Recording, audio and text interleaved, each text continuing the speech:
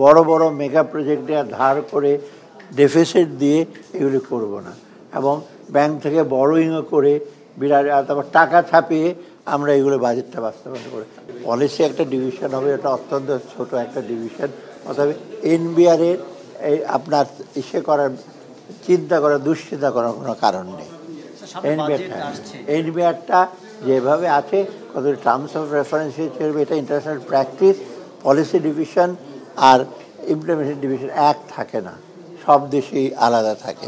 কারণ পলিসি ডিভিশনটা একটু প্রফেশনাল লোক দিয়ে কাজ করতে হয় এবং অর্থনীতি, পরিসংখ্যান, দেশের জিডিপি এইগুলোর সম্বন্ধে ধারণা থাকতে হয়।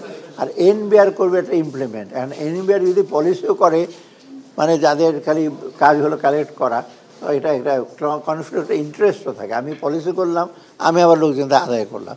অর্থাৎ আপনারা পড়ে দেখেন অর্থদেশ রাষ্ট্র তো বেড়েছে গেজেটে অত্যন্ত, মানে আমি বলে অত্যন্ত চিন্তিতভাবে চিন্তা করে করা হয়েছে।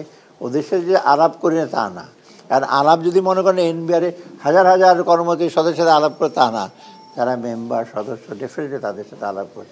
ওদিকে আবার প্রশাসনের লোকের কিছু মন্তব্য আছে, তাদের সাথে আলাপ করা হয়েছে। কথা বলছিলেন স্যার 26 ক্যাডার, এটা যদিও একটু অন্য প্রসঙ্গ।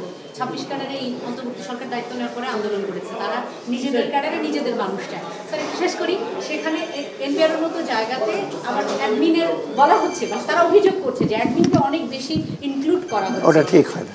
রাজস্ব আদায় কোনো ইনভলভ কিনা স্যার, যেহেতু বাজেট আসছে, রাজস্ব আদায় কোনো প্রভাব পড়বে কিনা? না, রাজস্ব আদায় কোনো প্রভাব না।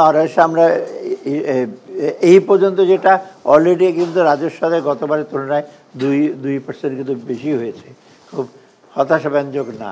আমি আরও এক্সপেক্ট করছি অ্যাটলিস্ট গতবারের চেয়ে কম তো হবে না, যে বলে 2% গ্রোথ। আর মোটামুটি আমরা বাজেটটাকে তো আমরা একটু বাস্তবায়ন করব, একটু বিরাট একটা গ্যাপ নিয়ে আর করব না।